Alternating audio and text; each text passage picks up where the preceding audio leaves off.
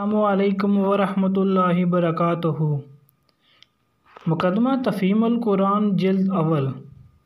بسم اللہ الرحمن الرحیم۔ چونکہ نماز ابتدا ہی سے مسلمانوں پر فرض تھی اور تلاوت قرآن کو نماز کا ایک ضروری جز قرار دیا گیا تھا، اس لیے نزول قرآن کے ساتھ ہی مسلمانوں میں حفظ قرآن کا سلسلہ جاری ہو گیا، اور جیسے جیسے قرآن اترتا گیا مسلمان اس کو یاد بھی کرتے چلے گئے۔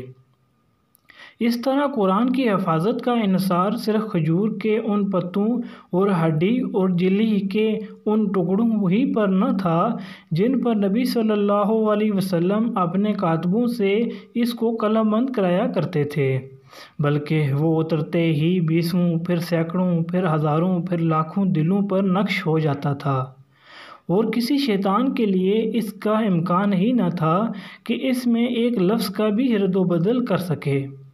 نبی صلی اللہ علیہ وسلم کی وفات کے بعد جب عرب میں ارتداد کا طوفان اٹھا، اس کے فروغ کرنے کے لیے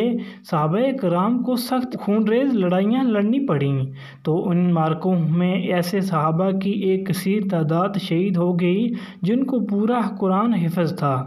اس سے حضرت عمر رضی اللہ عنہ کو خیال پیدا ہوا کہ قرآن کی حفاظت کے معاملے میں صرف ایک ہی ذریعے پر اعتماد کر لینا مناسب نہیں ہے،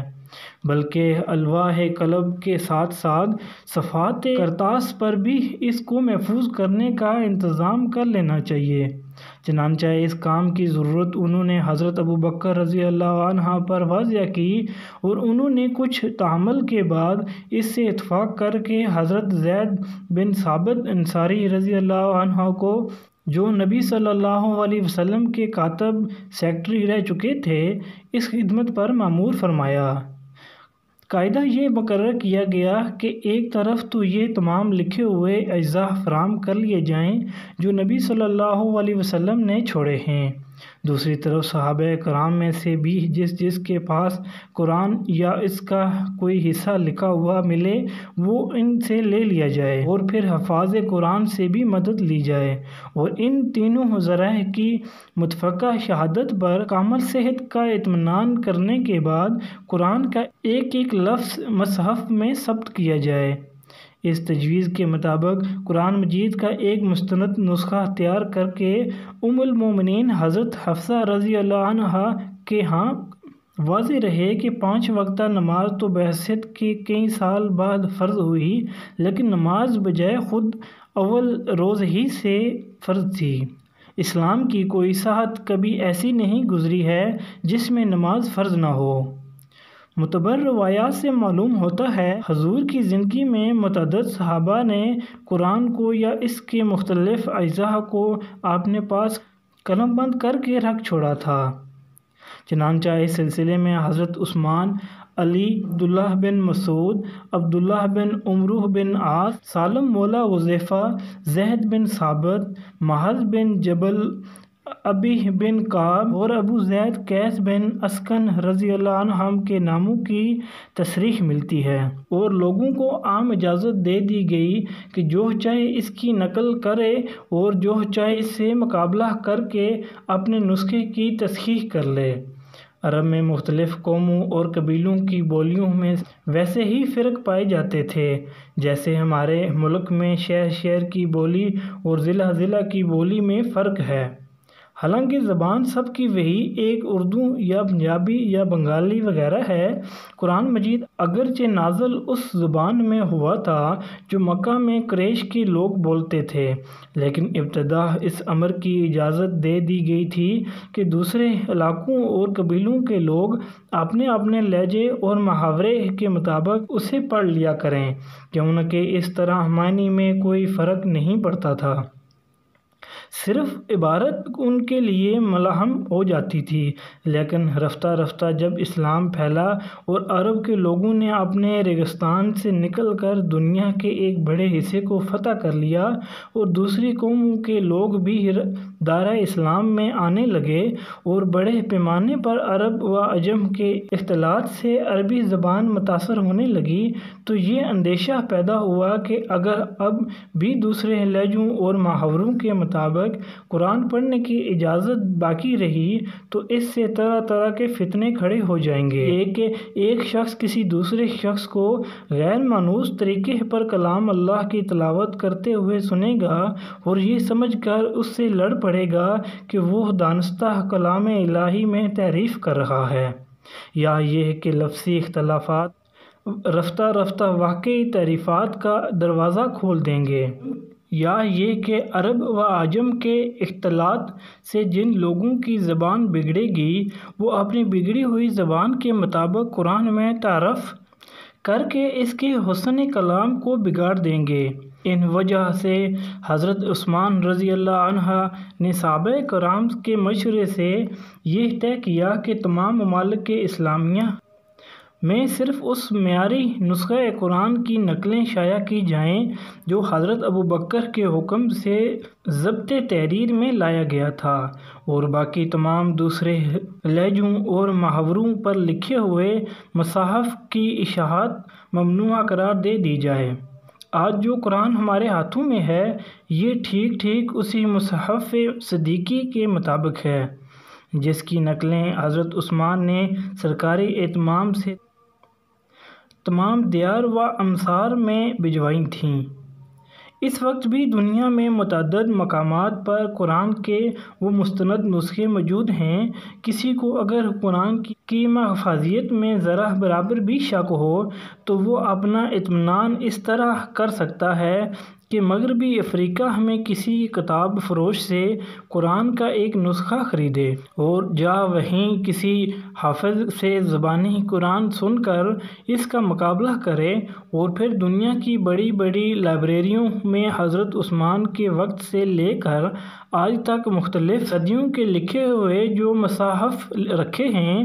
ان سے اس کا تقابل کر لے۔ اگر کسی حرف یا شوشے کا فرق وہ پائے تو اس کا فرض ہے کہ دنیا کو اس سب سے بڑے تاریخی انکشاف سے ضرور مطلع کرے۔ کوئی شک نواز قرآن کے منزل من اللہ ہونے میں شک کرنا چاہے تو کر سکتا ہے، لیکن یہ بات کہ جو قرآن ہمارے ہاتھ میں ہے یہ بلا کسی کمی بیشی کے ٹھیک وہی قرآن ہے جو محمد رسول اللہ صلی اللہ علیہ وسلم نے دنیا کے سامنے پیش کیا تھا۔ یہ تو ایک ایسی تاریخی حقیقت ہے جس میں کسی شک کی گنجائش ہی نہیں ہے۔ انسانی تاریخ میں کوئی دوسری چیز ایسی نہیں پائی جاتی جو اس قدر قطعی الثبوت ہو۔ اگر کوئی شخص اس کی صحت میں شک کرتا ہے تو وہ پھر اس میں بھی شک کر سکتا ہے کہ رومن امپائر نامی کوئی سلطنت دنیا میں رہ چکی ہے اور کبھی مغل ہندوستان پر حکومت کر چکے ہیں، اور نیپولین نام کا کوئی شخص بھی دنیا میں پایا گیا ہے۔ ایسے تاریخی حقائق پر شکوک کا اظہار کرنا علم کا نہیں جہالت کا ثبوت ہے۔ قرآن ایک ایسی کتاب ہے جس کی طرف دنیا میں بے شمار انسان بے شمار مقاصد لے کر رجوع کرتے ہیں۔ ان سب کی ضروریات اور اغراض کو پیش نظر رکھ کر کوئی مشورہ دینا آدمی کے لیے ممکن نہیں ہے۔ طالبوں کے اس ہجوم میں مجھ کو صرف ان لوگوں سے دلچسپی ہے جو اس کو سمجھنا چاہتے ہیں اور یہ معلوم کرنے کے خواہشمند ہیں کہ یہ کتاب انسان کے مسائل زندگی میں اس کی کیا رہنمائی کرتی ہے۔ ایسے لوگوں کو میں یہاں طریق مطالعہ قرآن کے بارے میں کچھ مشورے دوں گا اور کچھ ان مشکلات کو حل کرنے کی کوشش کروں گا جو بالعموم انسان کو اس معاملہ میں پیش آتی ہیں۔ کوئی شخص چاہے قرآن پر ایمان رکھتا ہو یا نہ رکھتا ہو، بہرحال اگر وہ اس کتاب کو فی الواقع سمجھنا چاہتا ہے تو اولین کام اسے یہ کرنا چاہیے کہ اپنے ذہن کو پہلے سے قائم کیے ہوئے تصورات اور نظریات سے اور موافقانہ یا مخالفانہ اغراض سے جس حد تک ممکن ہو خالی کر لے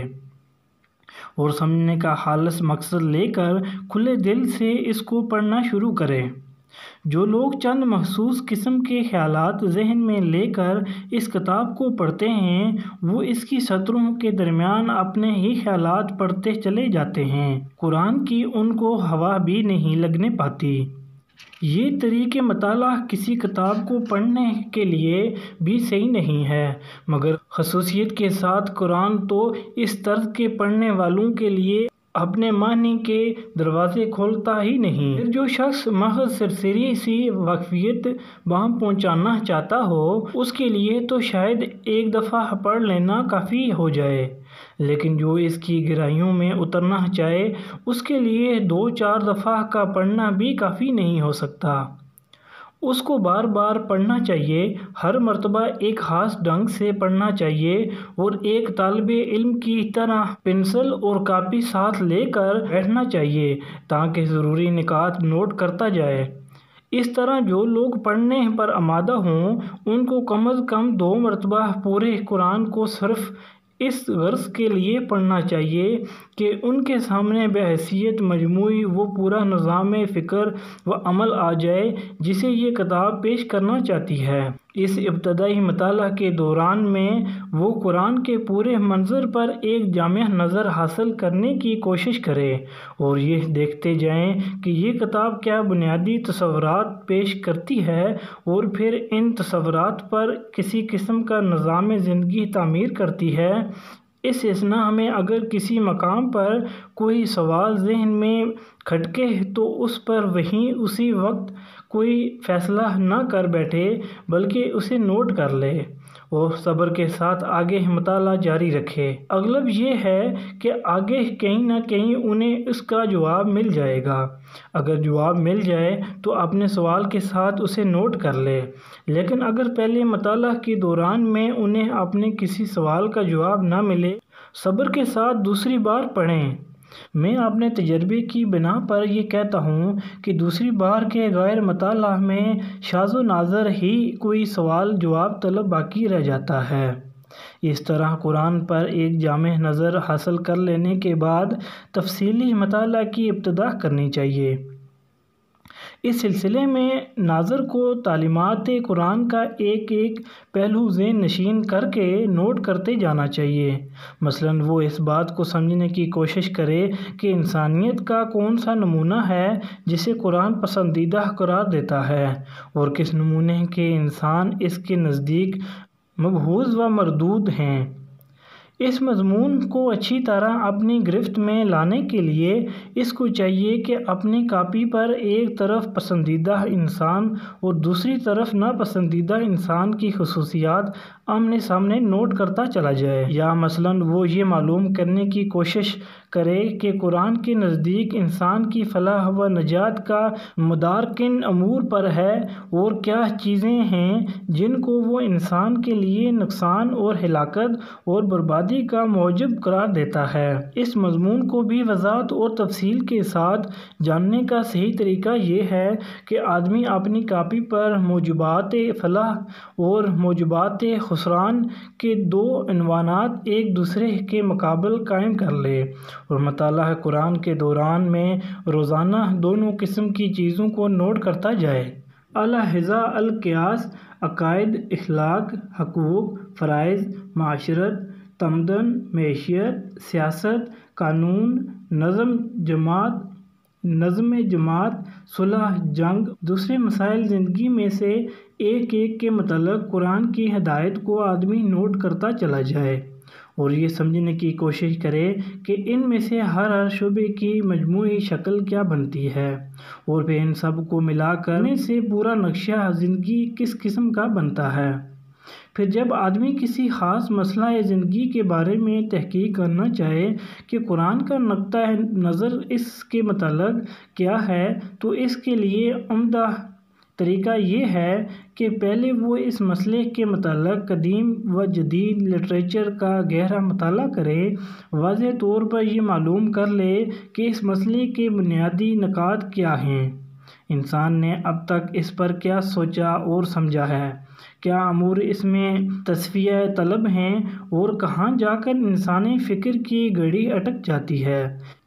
اس کے بعد انہی تصفیہ طلب مسائل کو نگاہ میں رکھ کر آدمی کو قرآن کا مطالعہ کرنا چاہیے۔ میرا تجربہ ہے کہ اس طرح جب آدمی کسی مسئلے کی تحقیق کے لیے قرآن پڑھنے بیٹھتا ہے تو اسے ایسی آیتوں میں اپنے سوالات کا جواب ملتا ہے جنہیں وہ اس سے پہلے 20 مرتبہ پڑھ چکا ہوتا ہے، اور کبھی اس کے حاشیہ خیال میں بھی یہ بات نہیں آتی کہ یہاں یہ مضمون بھی چھپا ہوا ہے۔ اس سے آگے کا مقدمہ قرآن اگلی ویڈیو میں بیان کریں گے۔